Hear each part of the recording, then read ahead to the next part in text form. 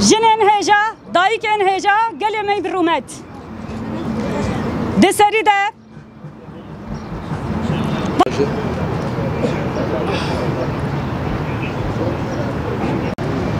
despeke dikesayetiya Deniz Poyraz de em bi hezara şehiden doza azadi u demokrasiye bibirtinin u bejna xulberwan de tewinen. 4 sal beri nuha li bajarê İzmirê hevala me Deniz Poyraz li navenda partiya me HDP bi awayekî hovane hat qetilkirin. Em îro cardin wê bû yerê û qetilkirina heval Deniz şermezar dikin. Devam edelim. O zaman eşbam değilim valla. Deseri de em de kesayet ya heval Deniz Poyraz de bi hezara şehide doza azadi u demokrasiye bibirtinin u bejna xwe li berwan de tewînin.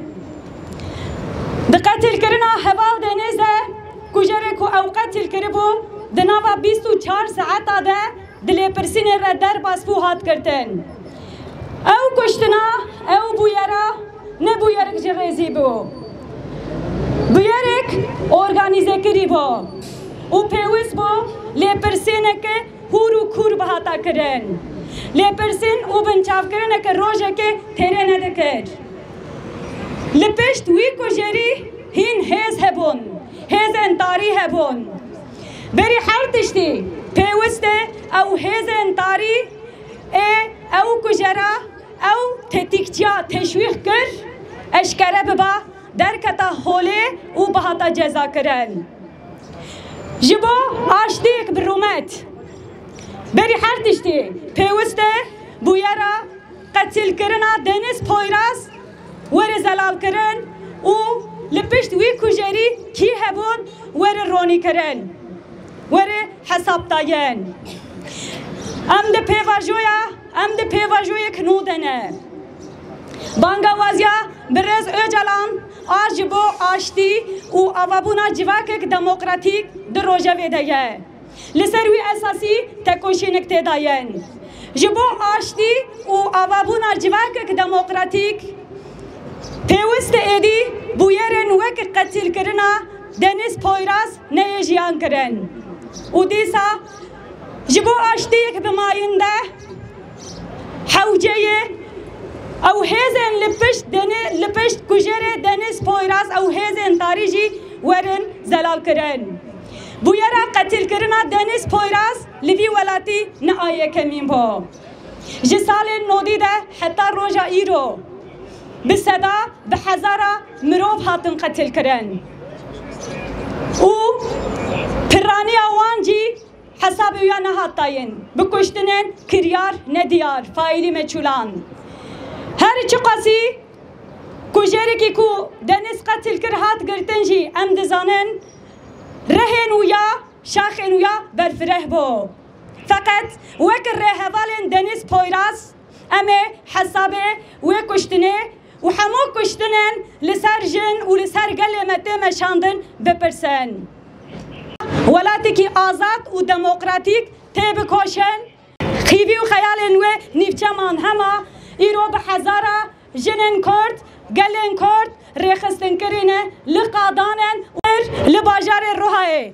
Careke din soz didin heval Deniz û rêhevalên wê yên ku wek wê hatin qetilkirin ku. Me de bijî û wê riya me ronî bike hevalno. Em bi vî awayî daxuyaniya xwe diqedînin û ji bo beşdariya we tevan spas dikin. Namirin.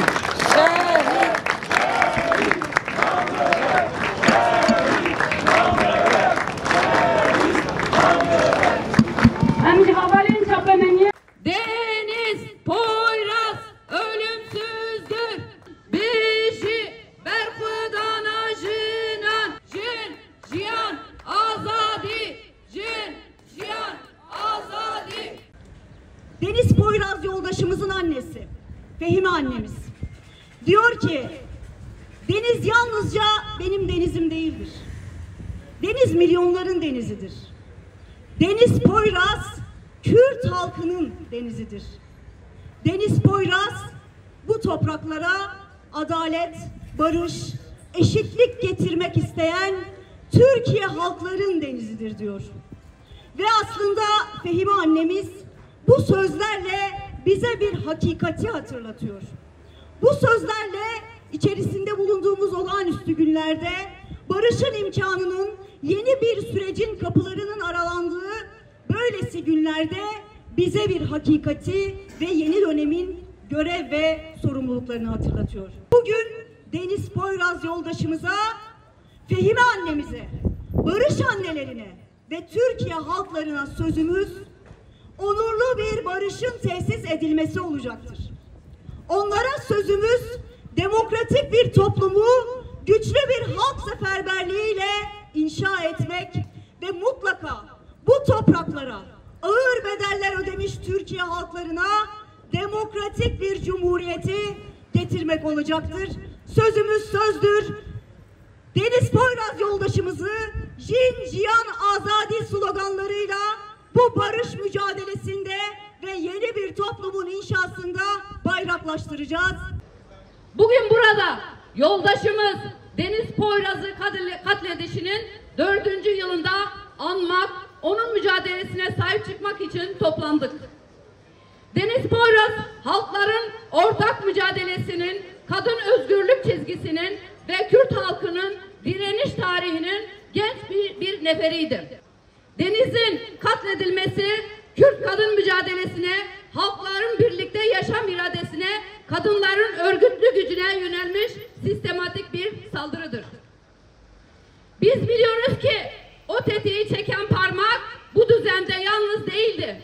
O el yıllardır Kürt halkına, kadınlara, muhaliflere ve devrimcilere yöneltilen inkarın, asimilasyonun ve şiddetin uzantısıdır. Deniz'i hedef haline getiren, cezasızlığı teşvik eden, nefret dilini körükleyen, saldırganın sırtını sıvazlayarak büyüten bu rejimdir. Deniz Poyraz'ın katledilmesinin ardından yürütülen yargı süreci başından sonuna kadar adaletsizlikle örülüdür. 7 duruşma boyunca ailenin avukatları yalnızca katilin değil, onu azmettiren ve arkasındaki güç odaklarını açığa çıkarmak üzere pek çok talepte bulundu. Ancak bu taleplerin tamamı mahkeme heyeti tarafından reddedildi.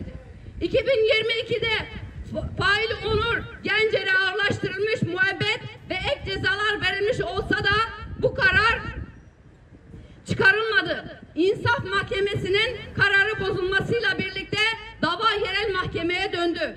4 yıl geçmesine rağmen Deniz için gerçek adalet hala sağlanmadı. Bizler burada Deniz'i yaşamak, Deniz'in yaşatmak istediği özgür yarınlar için, onun hayallerini büyütmek için bir aradayız. Bu mücadele yalnızca geçmişin hesabını sormak değil, özgür bir geleceği inşa etmek iradesidir. Bir kez daha haykırıyoruz. Deniz Poyraz'ın mücadelesi